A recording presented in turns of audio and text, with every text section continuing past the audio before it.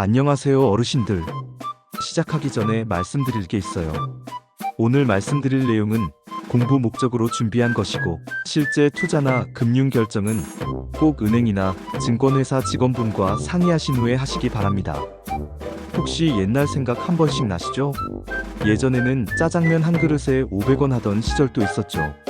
그때는 1000원만 있어도 짜장면 2그릇에 콜라까지 마실 수 있었는데 지금은 7,000원에서 8,000원 가까이 줘야 겨우 한 그릇이에요. 그런데 은행 이자는 어떨까요? 그때는 10% 넘는 이자도 흔했는데 지금은 고작 2% 또는 3%죠. 아, 옛날이 좋았지 하고 생각하실 수도 있어요. 그런데 혹시 이런 궁금증 드신 적 없나요? 은행에 돈 넣어두기만 하면 정말 괜찮을까?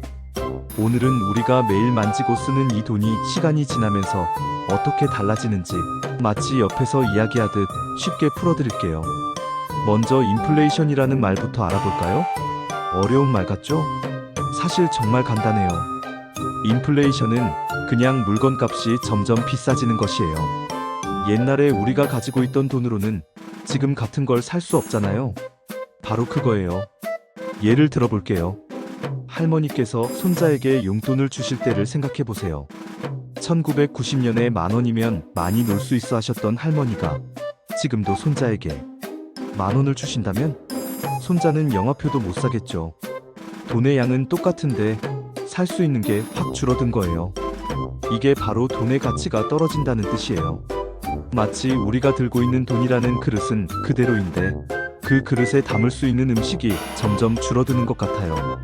한국은행에서 조사한 바에 따르면 지난 30년 동안 물가가 평균적으로 1년에 약 3% 정도씩 올랐다고 해요. 3%가 적다고 생각하실 수도 있는데 이게 계속 쌓이면 엄청난 차이가 나요. 여기서 중요한 이야기를 하나 해드릴게요.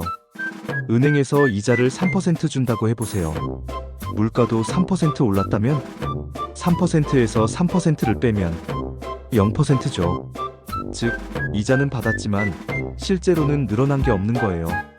이걸 경제학에서는 실질금리라고 불러요. 만약 이자는 3%인데 물가가 4% 올랐다면 계산기 꺼낼 것도 없어요. 그냥 손해봤구나 생각하시면 돼요. 여기서 재미있는 걸 하나 알려드릴게요. 70이라는 숫자만 기억하시면 돼요. 71을 이자율로 나누면 돈이 2배가 되는 시간이 나와요. 이걸 72법칙이라고 해요. 이자가 3%면 72 나누기 3은 24년. 24년 후에 돈이 2배가 돼요. 이자가 6%면 72 나누기 6은 12년. 12년 후에 돈이 2배가 되죠.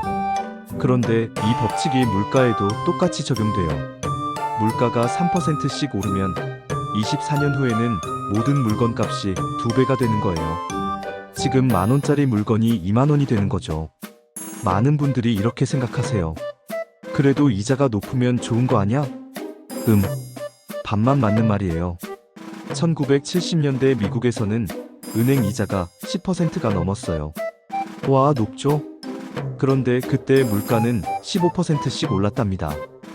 은행에 돈을 넣어둔 사람들이 10% 이자를 받았지만 실제로는 매년 5%씩 손해를 본 거예요.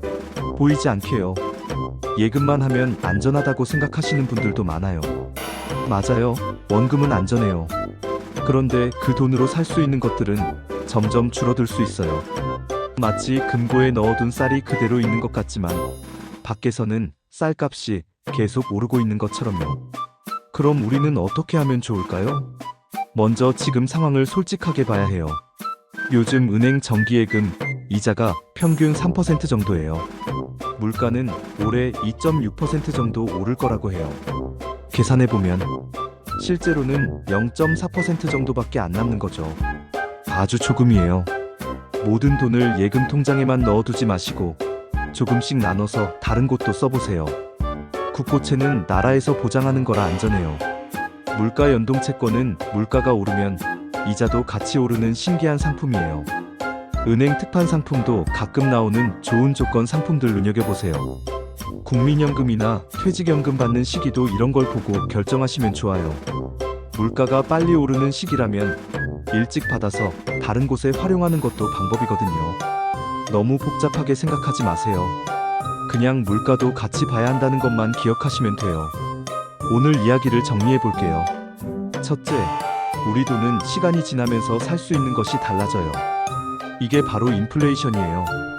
둘째, 이자만 보지 말고 물가도 같이 봐야 해요. 이걸 실질금리라고 해요. 셋째, 물가가 이자보다 빨리 오르면 눈에 보이지 않게 손해예요. 넷째, 70이라는 숫자만 기억하면 돈이 2배 되는 시간을 쉽게 알 수 있어요. 이게 72법칙이에요.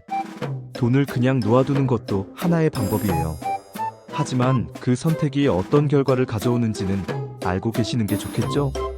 다음 시간에는 안전한 투자와 위험한 투자에 대해 이야기해 볼게요. 혹시 투자는 무서운 것이라고만 생각하고 계신가요? 사실 생각보다 안전한 방법들도 많이 있어요.